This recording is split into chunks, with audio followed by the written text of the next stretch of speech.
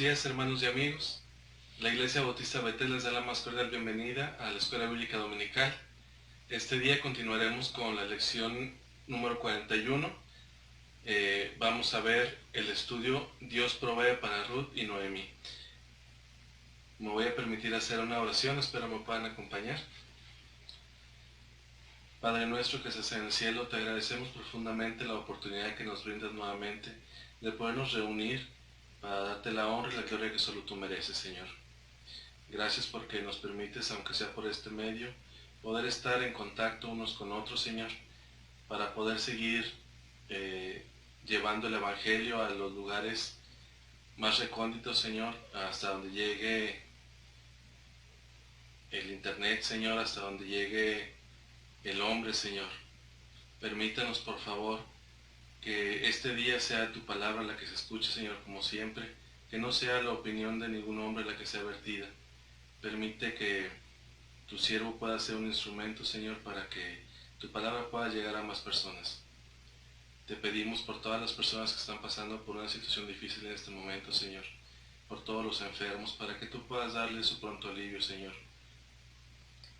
O en todo caso, Señor, que tú puedas darles por medio de tu Espíritu Santo la paz y el consuelo que ellos necesitan en este momento. Te agradecemos y te pedimos todo esto en nombre de tu Hijo amado, Cristo Jesús. Amén. Pues bien, hermanos, como les comentaba, vamos a continuar en el libro de Ruth. La semana pasada vimos con nuestro hermano Gerardo Macías cómo Elimelech y Noemí partieron de Belén hacia la región del Moab con sus dos hijos, con Mahlón y Kelión. Vemos cómo ellos en esa región, los hijos de Elimelech y de Noemí, toman por esposas a dos mujeres moabitas, son Orfa y Ruth, que es el nombre del libro que estamos estudiando. Vemos cómo sucede lo impensable y cómo muere Elimelech y al tiempo mueren los dos hijos de Noemí. Y sabemos que en aquel tiempo la mujer que no tenía marido era una mujer en estado muy vulnerable. Si tenían tierras no podían trabajarlas, sus posesiones no eran en realidad de ellas, eran de su marido o de los hombres de la familia. Entonces vemos que quedan tres viudas y cómo Noemí les pide que regresen a sus casas, que regresen con su familia. Y vemos que en una primera instancia Orfa y Ruth se niegan a abandonarla, pero al ver que Noemí de una manera más enérgica les solicita que la dejen, Orfa decide regresar con su familia. Noemí les dice que ella ya no tiene hijos para que puedan casarse con ellas. Les dice que aunque pudiera tener hijos, ya ellas no podrían esperar a que ellos crecieran, lo que nos hace ver que Noemí era una mujer ya entrada en años. A pesar de eso, Ruth decide quedarse con ella y le dice que no le pida que la deje. Como vemos aquí en el versículo 16 del capítulo 1 le dice: respondió Ruth, no me ruegues que te deje y me aparte de ti, porque a donde quiera que tú fueres iré yo, y a donde quiera que vivieres viviré. Tu pueblo será mi pueblo y tu Dios mi Dios. Perdón, esa es una declaración muy fuerte, hermanos, porque vemos cómo por medio de esta declaración Ruth está convirtiéndose hacia la fe de Noemí. Entonces de ahí parte estos hechos que vamos a estudiar este día, parte de ellos. Vemos que las dos vuelven juntas a Belén y cómo al final de el capítulo 1, Noemí está devastada, que no es para menos, eh, está muy afligida, está amargada, como dice ella, porque no tiene ningún hombre en su familia, murieron su esposo y sus hijos, y además de eso no tiene pariente que la redima. Vamos a ver más adelante todos estos detalles. Pero vemos cómo ella les pide a las mujeres en Belén que ya no la llamen Noemí, que quiere decir placentera, que la llamen ahora Mara, que quiere decir amargura. Entonces, de ahí partimos. Nuestro contexto es Ruth capítulo 2, versículo del 1 al 23. Esa es nuestra lección. Nuestro versículo clave es Ruth capítulo 2, versículo 12. Jehová recompense tu obra y tu remuneración sea cumplida de parte de Jehová, Dios de Israel, bajo cuyas alas has venido a refugiarte. Qué declaración tan poderosa, hermanos, esta. Cómo vemos a través de toda la palabra del Señor que es la Biblia, cómo Dios nos promete que cuando nosotros nos refugiamos bajo sus alas, Él nos va a proteger, hermanos. Vemos que la promesa de Dios es hermosa, que siempre vamos a estar bajo su sombra, bajo su amparo, siempre que nosotros estemos bajo sus alas. Cuando nosotros nos acercamos a Dios y buscamos el refugio y le entregamos nuestras cargas, Dios nos cuida, hermanos. La verdad central. Las maneras como Dios proveyó para Ruth y Noemí demuestran que Dios frecuentemente provee para sus hijos por medio del ministerio de otras personas. Vemos cómo el Señor nunca nos deja, hermanos, siempre está al pendiente de nosotros. Él sabe cuáles son todas nuestras necesidades, cuáles son todos nuestros deseos, nuestras penas, pero recordemos que es muy importante la oración, hermanos, para poder estar en contacto con Dios y que Él pueda liberarnos de esas cargas.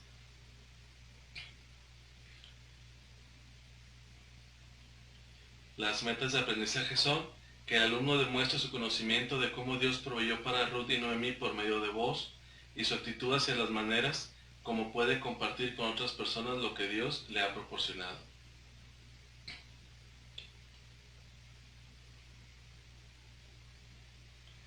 Vamos a ver primero, hermanos, para poder comprender de todo lo que vamos a hablar,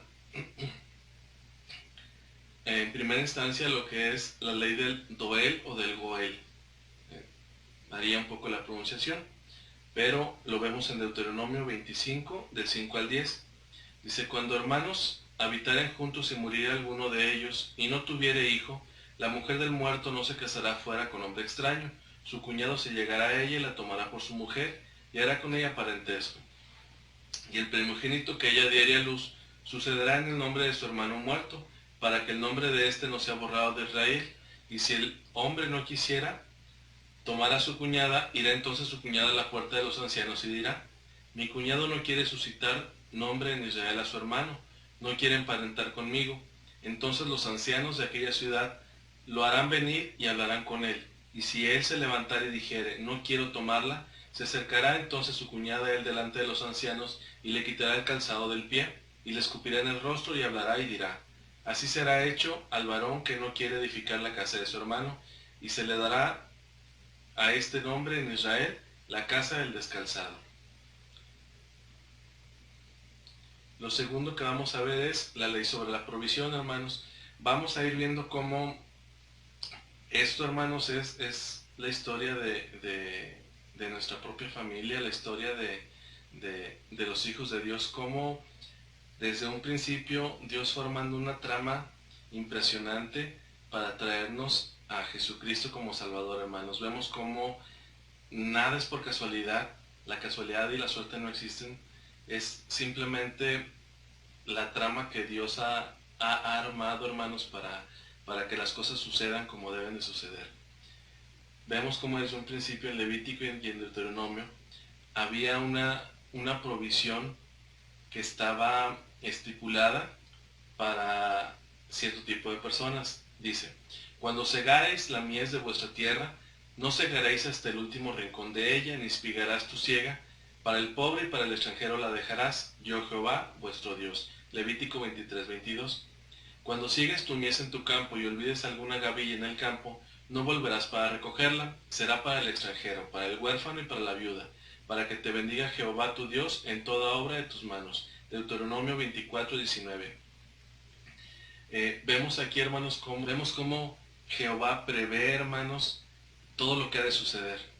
A veces nosotros le pedimos algo a Dios y vemos que no nos contesta de la manera que nosotros esperamos. Pero nosotros no podemos ver como Él más allá, hermanos, no podemos ver en el tiempo, no podemos ver en el espacio como lo ve Él. Y aquí se hace más claro el hecho de que para Dios todo es conocido. Él sabe todo lo que va a suceder y puede anticiparse a todo eso. Nuestro bosquejo de estudio es el encuentro entre Ruth y Boz. Boz provee para las necesidades de Ruth y Noemí, el gozo de Ruth y Noemí. Vamos a ver primeramente el encuentro entre Ruth y Boz. En Ruth capítulo 2 versículos del 2 al 7 dice: y Ruth la moabita dijo a Noemí: te ruego que me dejes ir al campo y recoger espigas en pos de aquel a cuyos ojos se hallare gracia. Y ella le respondió: ve, hija mía. Fue pues, y llegando, espigó en el campo en pos de los segadores, y aconteció que aquella parte del campo era de Boz, el cual era de la familia de Elimelech. Y aquí que Boz vino de Belén y dijo a los segadores: Jehová sea con vosotros. Y ellos respondieron: Jehová te bendiga. Y Boz dijo a su criado, el mayordomo de los segadores: ¿de quién es esta joven? Y el criado mayordomo de los segadores respondió y dijo: es la joven moabita que volvió con Noemí de los campos de Moab, y ha dicho: te ruego que me dejes recoger y juntar tras los segadores entre las gavillas. Entró pues, y está desde por la mañana hasta ahora sin descansar ni aun por un momento. Hermanos, vemos aquí varias cosas. En primera instancia, vemos cómo al momento de estar solas, de no haber un hombre que trabajara las tierras que Elimelech les había dejado, tienen que buscar la forma de obtener alimento. Vemos cómo Dios había hecho por medio de Moisés en Levítico y en Deuteronomio la provisión de estas leyes. Dice esta ley que debe de dejar las espigas para el pobre, para el extranjero, para la viuda y para el huérfano. Y vemos cómo Ruth cumple con 3 de las 4 condiciones. O sea, no solamente con una, cumple con 3 de ellas. Era viuda, porque había muerto su esposo. Era pobre, porque al morir su esposo ya no tenía el sostén. Y era extranjera. Entonces, con todas las de la ley, ella podía llegar a cualquier campo, podía entrar y podía recoger todo lo que fuera quedando después de la siega. Los segadores lo que hacían era que segaban, cortaban las espigas de cebada, en este caso. Entonces, lo que se les caía no podían recogerlo según la ley. Esto era lo que podían recoger los pobres, los huérfanos, las viudas y los extranjeros que no tenían sustento alguno. Entonces, vemos cómo Dios sabía que iba a pasar esto y le dio a Moisés esta ley para que pudiera suceder este encuentro, hermanos. Es algo impresionante. En segunda instancia, vemos cómo Ruth, a pesar de tener de su lado la ley y poder entrar sin pedir permiso porque no había cercas en los campos no tenían nombres, no sabían de quién era. Sabían los segadores y los dueños, pero las demás personas no tenían algún letrero o algo para poder identificar, este campo es de fulanito, este es de otra persona. Por eso Ruth le dice a Noemí que va a buscar Geset. Geset significa gracia, tiene varios significados, pero en este caso es gracia a los ojos de algún dueño de los campos. Entonces ella, sin saber a dónde iba, hermanos, por estas casualidades de Dios, llega al campo que era de Boz, que nos dice aquí el autor que Boz era pariente de Elimelech, el esposo de Noemí. Entonces, aquí vemos, y nos dice el autor algo que Ruth y Noemí no sabían todavía, que Ruth había ido al campo de Boz. Entonces vemos cómo se va todo conjuntando para que pueda suceder todo esto. Entonces, les comentaba que Ruth tenía todo el derecho de entrar y espigar. Pero vemos cómo, a pesar de esto, le ruega al jefe de los segadores que le permita.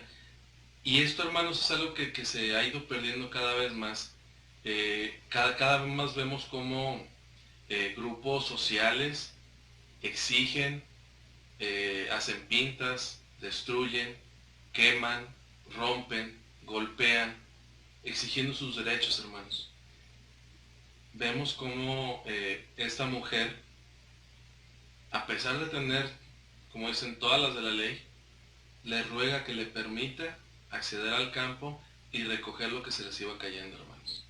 A pesar de que tenía el derecho de hacerlo. Y vemos cómo esto se ha ido perdiendo, cómo el ego, cómo el yo está por encima de los demás siempre, hermanos. Cómo exijo mis derechos sin importar dónde acaban y dónde comienzan los de las demás personas. Actualmente no nos interesa eso, lo que nos interesa es lo mío y lo que me interesa a mí y lo que me puede a mí. Y Dios, por medio de su palabra, nos demuestra que esto es uno de los adornos más hermosos que puede tener cualquier ser humano, hermanos, la humildad.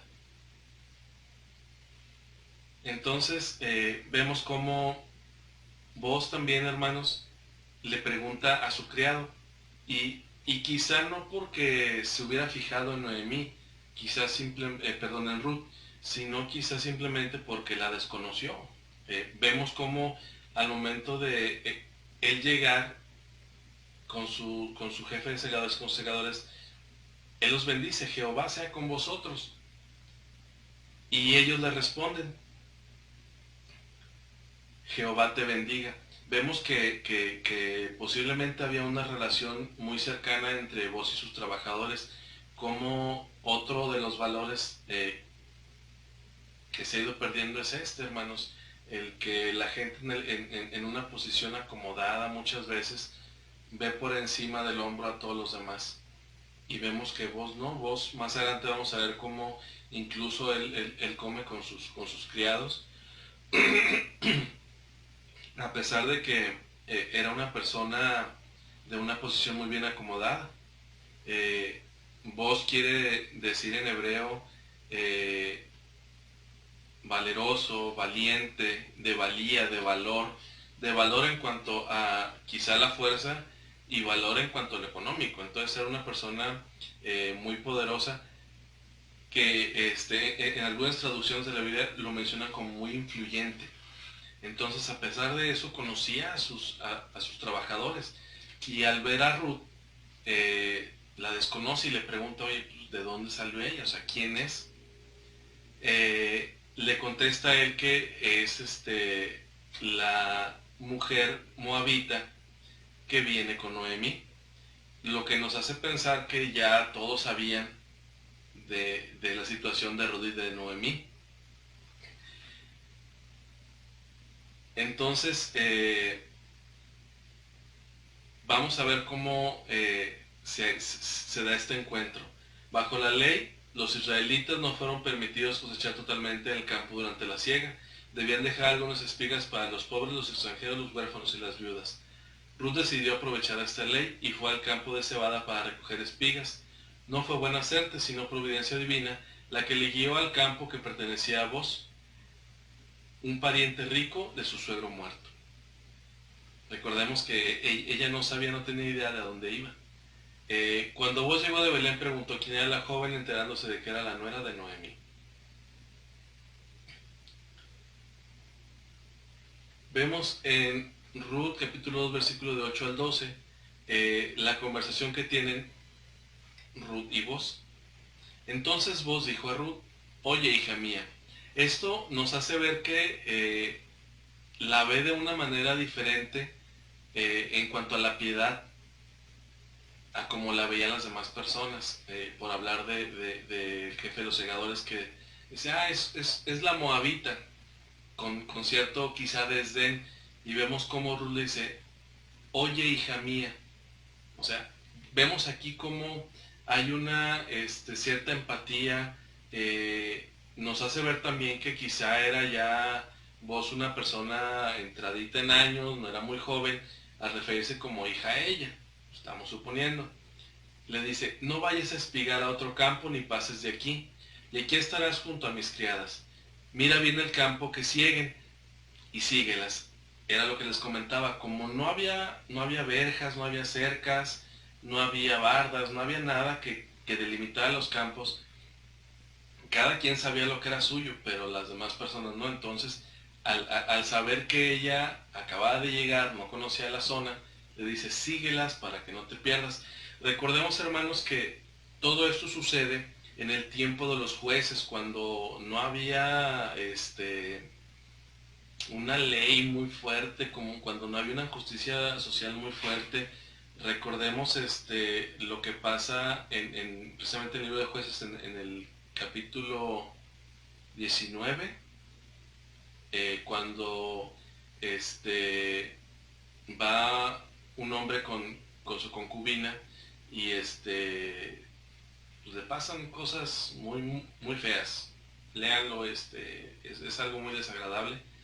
Entonces, vos sabía que al ser ella joven, al ser extranjera, al ser mujer, al estar sola, al ser viuda, estaba ella en muchos peligros. Entonces quizá por eso y por saber a su condición, tuvo piedad de ella y le dijo que se quedara con sus criadas.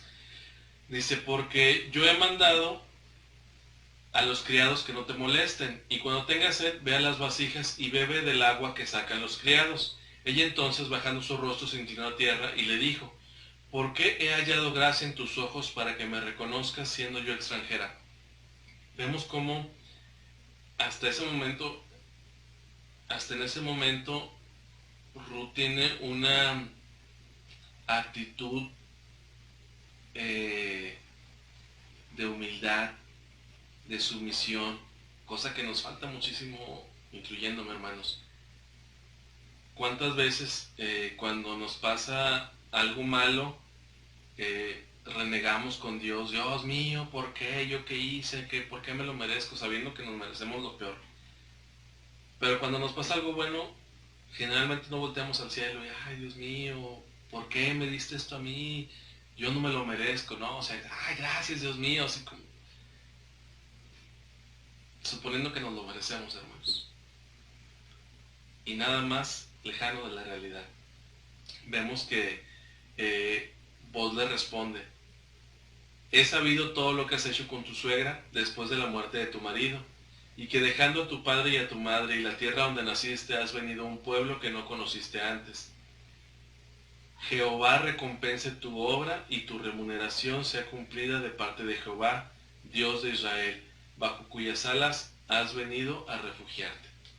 Vemos cómo Boz le dice que ya sabía acerca de ella y de su situación.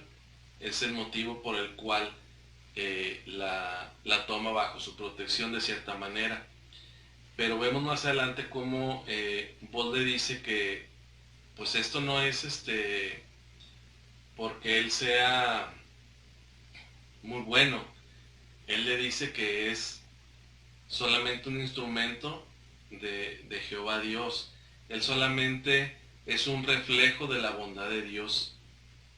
Vemos cómo es un relato, hermanos, llenos de piedad, de humildad. Vemos cómo ninguno, ni ella por tener el derecho, se mete como si nada al campo, ni él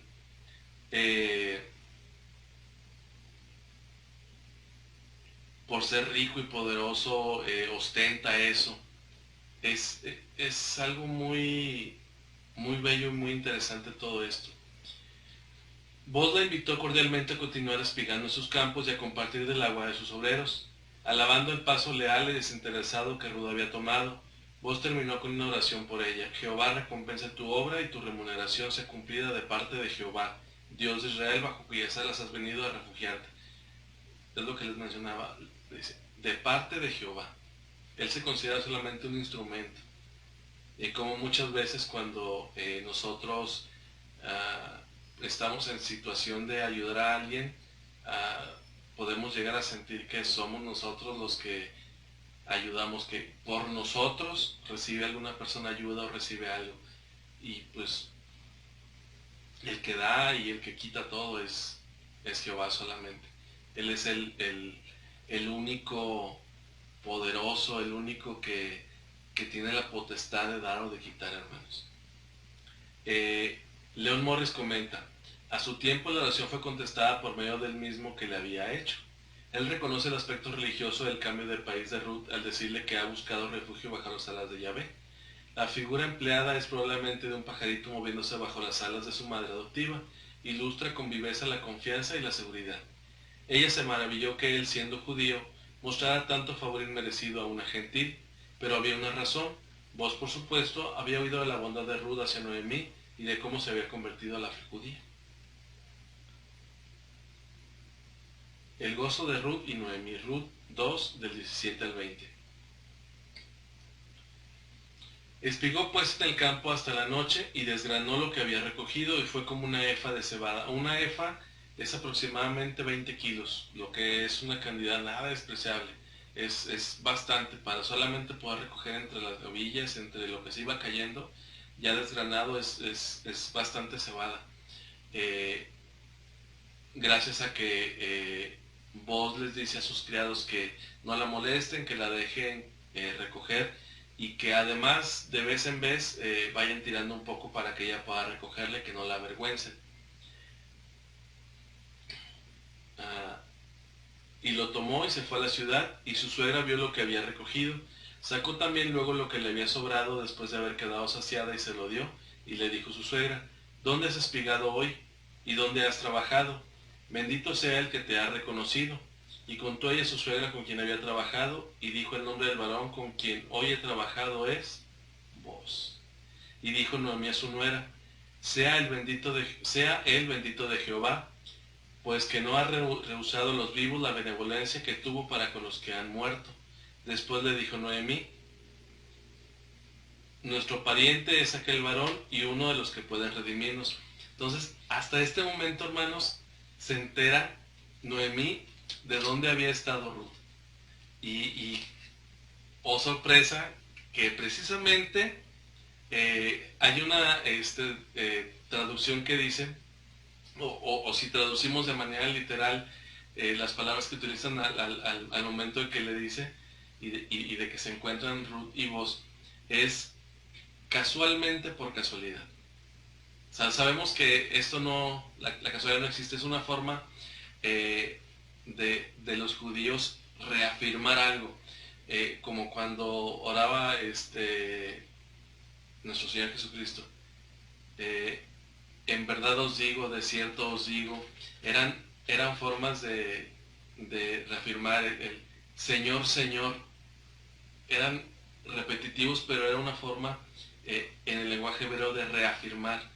Entonces es como, y casualmente por casualidad llegó al campo de Boz. Entonces vemos cómo Noemí se sorprende y se alegra, cambia su semblante totalmente, al darse cuenta de que sin merecerlo y sin esperarlo, Jehová ha actuado a favor de ellas. ¿Cómo? Trayéndolas casualmente al campo de uno de los parientes de su esposo muerto que podía redimirles. Vamos a ver la siguiente lección, cómo podía redimirles este pariente.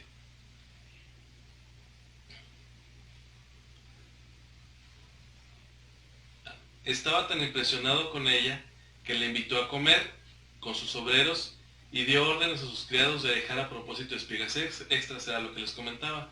Al final del día desgranó lo que había recogido y fue como una efa de cebada, los 20 kilos aproximadamente, lo cual es una cantidad muy generosa. Eso es lo que debemos hacer con nuestro estudio de la palabra, es decir, apropiarnos de las verdades preciosas y ponerlas en práctica. Eso es lo más importante, hermanos, no solamente el ir recogiendo de la palabra, leyendo, sino ponerlo en práctica. La palabra de Dios es viva.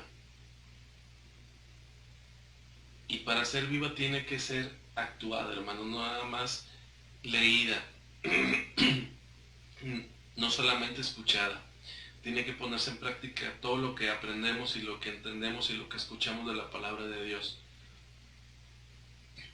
Me pregunta un amigo, el día de hoy estábamos hablando de la Biblia, de Dios, y me preguntaba él, un saludo amigo, eh, que cómo podíamos hacerle para saber qué quería Dios de nosotros, que pues, era complicado para él. Yo le contesté que sí, es complicado saber qué quiere Dios exactamente que hagamos y qué decisiones quiere que tomamos, pero tenemos una base muy grande, hermanos, que es su palabra.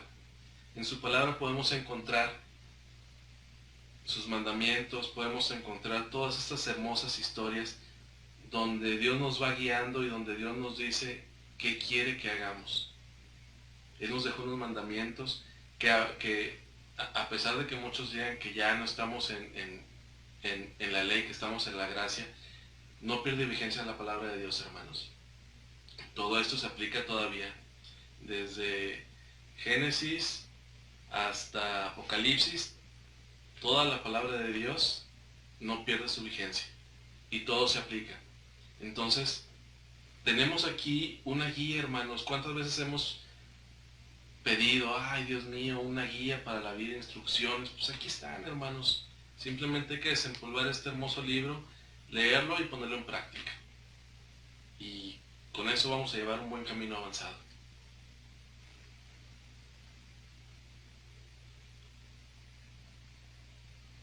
En vos vemos ilustradas muchas de las excelencias de Cristo. Vemos cómo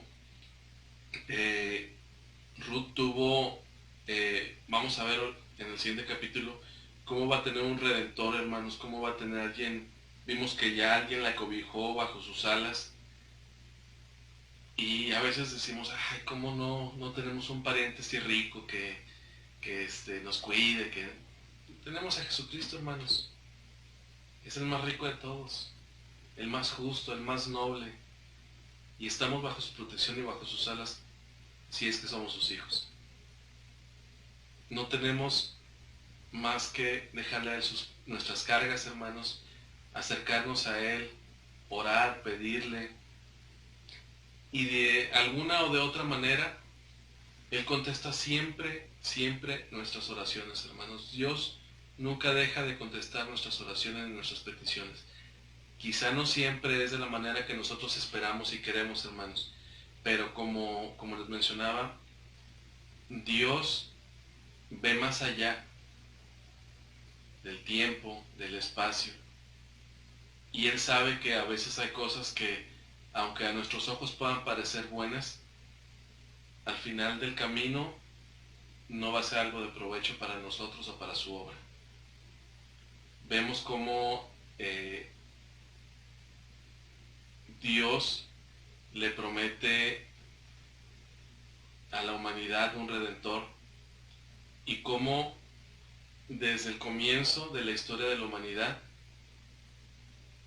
se fue ligando, tramando la historia para que Jesucristo pudiera encarnarse, vivir en la tierra y morir por nuestros pecados, hermanos. Vemos cómo eso no tiene explicación alguna, más que la mano de Dios en la historia de la humanidad. Vos era hombre de grandes riquezas, tenía compasión del extranjero que no tenía derecho a sus favores, sabía todo acerca de Ruth aún antes de que ella le conociera, así como el Señor sabe todo acerca de nosotros antes de que lleguemos a conocerle. Sirvió a Ruth con gracia y todas sus necesidades fueron satisfechas. Le concedió protección y prosperidad para el futuro. En estos actos de gracia vemos prefiguradas las misericordias de nuestro bendito pariente redentor hacia nosotros, que es Jesucristo. Vemos cómo nunca nos deja de lado, siempre está con nosotros y siempre hace lo mejor por nosotros, aunque a veces no lo entendamos. Las aplicaciones de nuestro estudio. La paciencia es una de las áreas más débiles en la vida de muchos cristianos, sin embargo es una de las cualidades espirituales más necesarias. Debemos de tener mucha paciencia, hermanos, debemos de estar en espera de la voluntad de Dios. Debemos siempre actuar esperando agradarle, hermanos, que todos nuestros actos sean agradables a Dios y que le glorifiquen. Debemos de orar sin cesar, hermanos, pero tener mucha paciencia y esperar a que nuestro Señor nos responda. Él siempre nos va a responder, solo hay que esperar sus tiempos. Recordemos que los tiempos de Dios son perfectos. Quizá no lo entendemos, pero sus tiempos son perfectos, hermanos. La paciencia se desarrolla ejercitándola. Yo he comentado esto con algunas personas con las que he platicado, cómo a veces uno le pide a Dios algunas cosas y creemos que Dios es como el genio de los cuentos, que le pide a uno paciencia y paciencia. Yo soy una persona muy impaciente, muy intolerante. He ido cambiando, gracias a Dios, esto. Y yo al principio, cuando yo me convertí, cuando el Señor me encontró, Señor, hermanos, cuando el Señor me rescató de mi vida anterior, yo comencé a darme cuenta cómo era. Ya me lo habían dicho, pero yo no lo quería aceptar. Yo no entendía. Y cuando Dios por medio de su Espíritu comenzó a quitar esa venda de mis ojos, yo le oraba y le decía, Señor, hazme paciente, hazme tolerante. Y yo esperaba que pues ya el otro día despertara y bien paciente y bien tranquilo. Y no, hermanos, al contrario. Más conflictos, más problemas para ejercitar la paciencia. Les digo que esto es como si quisiéramos tener condición y musculatura de la noche a la mañana. Pues tampoco se puede. Necesitamos ejercitarlo, hacer ejercicio, no sé, caminar, correr, levantar pesas. Creo que la paciencia es un músculo que necesita ejercitarse también, hermanos.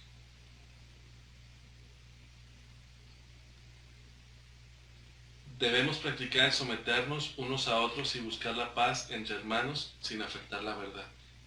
Recordemos que siempre debemos de buscar ante todo la verdad. No puede estar mi empatía por mi hermano, ni el caerles bien, ni el querer caerle bien a alguien por encima de la verdad. La verdad debe ser nuestro estandarte, la verdad debe de ser lo que nos caracterice como cristianos, como hijos de Dios. Debe de ser lo que nos haga diferentes. Debemos de ser un reflejo de nuestro Señor Jesucristo, hermanos. Recordemos que es nuestro estándar. El estándar no es ni la moda, ni el mundo, ni las personas, ni nuestros hermanos. Nuestro estándar debe de ser parecernos a nuestro Señor Jesucristo. Es algo imposible, pero debe ser el estándar. Es lo que tenemos que tratar de alcanzar. Y pues aquí terminamos, hermanos. Nuestro próximo estudio es el número 42. Ruth es redimida por vos. Les invito a meditar en Ruth capítulo 3 y 4. No me queda más, hermanos, que desearles una semana llena de bendiciones, llena de paz. Quédense en casa. Si tienen que salir, cuídense mucho. Traten de cuidarse ustedes y de cuidar a los demás. Tratemos de que esto se termine lo más pronto posible, y la única forma es cuidándonos unos a otros. Dios les bendiga y los esperamos aquí el próximo domingo.